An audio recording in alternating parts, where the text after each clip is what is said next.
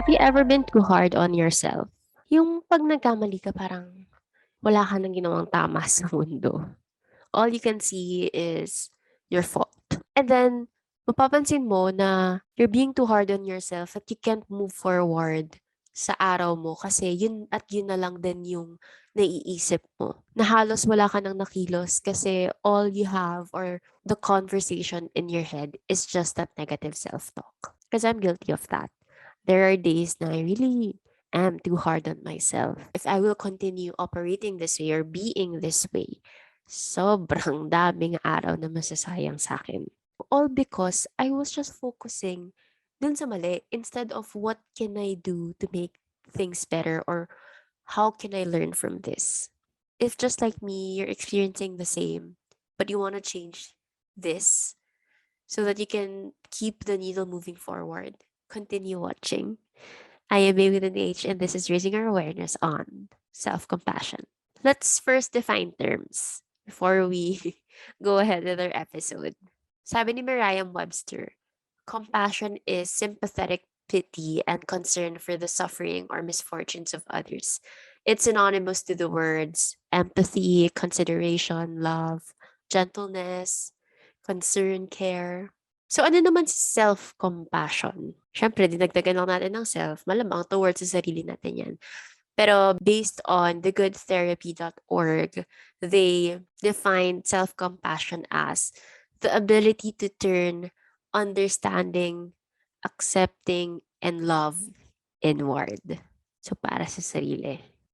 With that, let's journey together in this deep dive. Think of a recent situation na feeling mo nag-fail ka. Or meron bang certain commitment or expectations na hindi mo na-meet? Now, my question is, what was your first reaction or even response?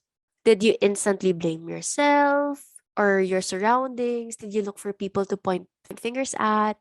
Did you make a list of your should haves, mga dapat mong ginawa, mga sana?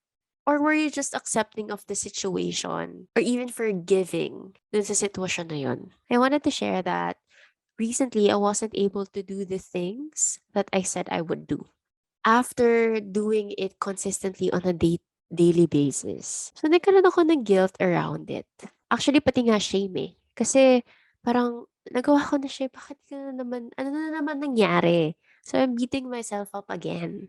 Pero nangyari naman yun because I was adjusting to a new environment, a new situation. Pero mas nag-focus ako dun sa shocks, bumalik na naman ako sa dati. Not realizing na, hey May, don't worry. It's because you're adjusting to a new environment.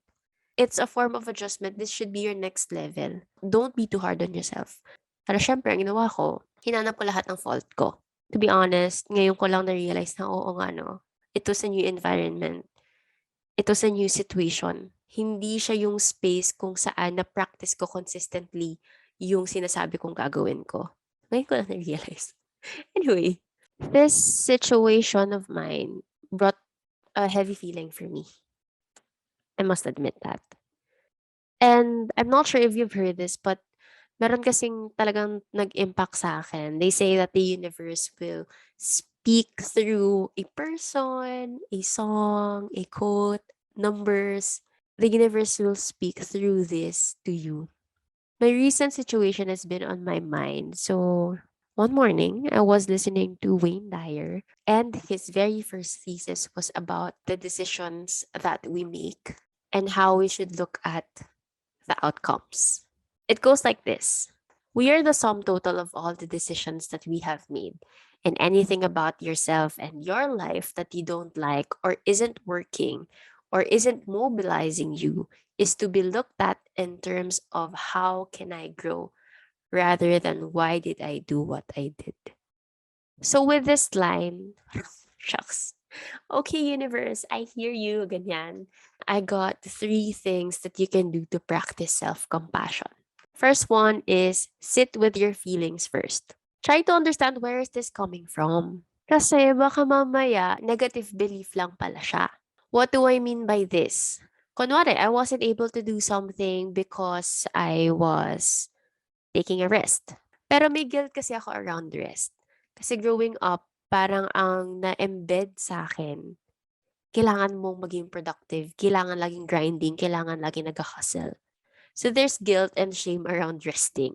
So sometimes you just have to sit with your feelings. Bakit may guilt or fear or worry, doubts, or whatever it is kang nafe-feel towards that situation? And then you'll begin to realize kapag na-catch mo yung negative belief na yun, no, it's not actually wrong to take a rest, 'di ba? That's when you have the power now to shift your mindset and even your language that, hey, rest is productive. We tend to display more kindness to other people than ourselves. Merong mga tao na paulit-ulit tayo sinasaktan or nasasaktan, pero continuously or lagi pa rin natin silang pinapatawad. Bakit sa sarili natin hindi natin siya nagagawa? Bakit mas madaling makita yung kabutihan ng ibang tao kesa sa kabutihan ng sarili mo? If you are experiencing the same thing, kung mas madali kang makipag-empathize sa ibang tao, mas madali mo silang patawarin, mas madali mo silang i-trust kaysa sa sarili mo, lalo na sa pagpapatawad ha. Kung mas madali kang magpatawad ng ibang tao kaysa sa sarili mo, one affirmation that can help you is, it's okay to make mistakes while growing up. I forgive you, I thank you, and I love you. Say that to yourself. Then after this, you can now take responsibility, meaning you're owning up to what happened and you'll do better next time. That's responsibility, not blaming anyone else. Third and last one is looking at your ROSE, or your rate of self-evolution. Sabi nga ni Wayne Dyer, let me read, and anything about yourself and your life that you don't like or isn't working or isn't mobilizing you is to be looked at in terms of can I grow rather than why I did what I did. Kasi when you're coming from how can I learn from this or how can I grow from this, it takes a lot of unnecessary pressure eh. Kasi pressure can come from an expected outcome na, okay, after this, kailangan meron ka ng merit, meron ka ng badges, certificate, meron kang awards. Doon nanggagaling yung pressure eh. Merong naka-attach na outcome na. But what if instead of looking at that, we focus on how can I learn from this experience? How can I grow from this experience?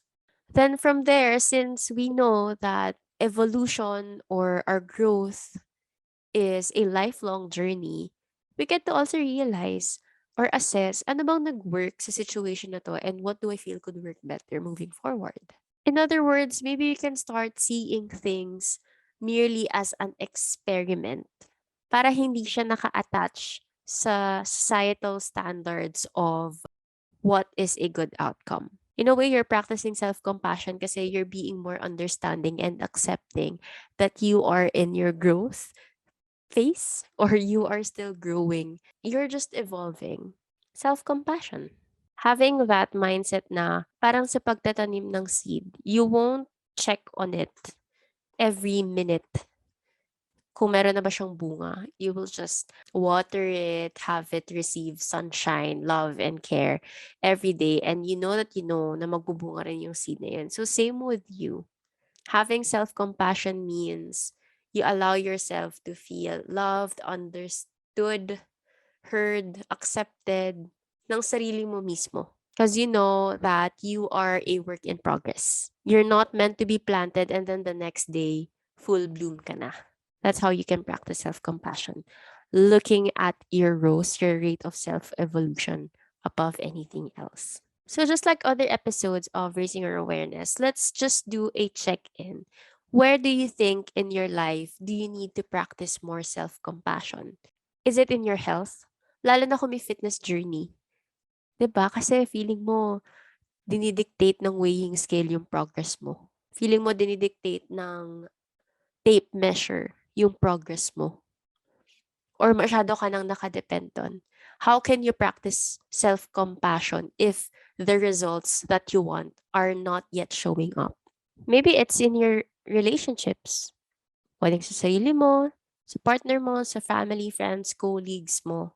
When you are dealing with these people, how have you been practicing self-compassion? How about in your career or your studies? Lalo na dito sa area na 'to.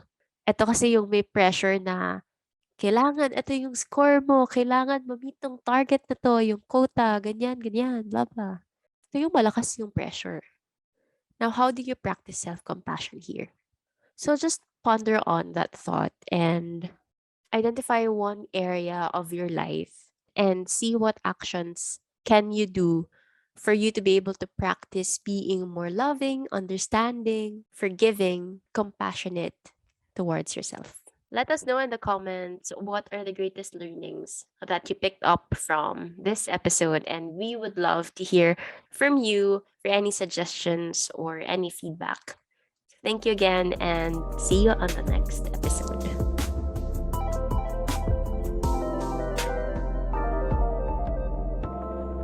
If you like this episode, I hope you can share it with a friend. You can also follow us on Instagram and subscribe to our YouTube channel at Raising Our Awareness. And you can follow me on my Instagram at BCorpus. Thank you guys. Catch you on our next episode. Once again, I am May with an H, and this is Raising Our Awareness.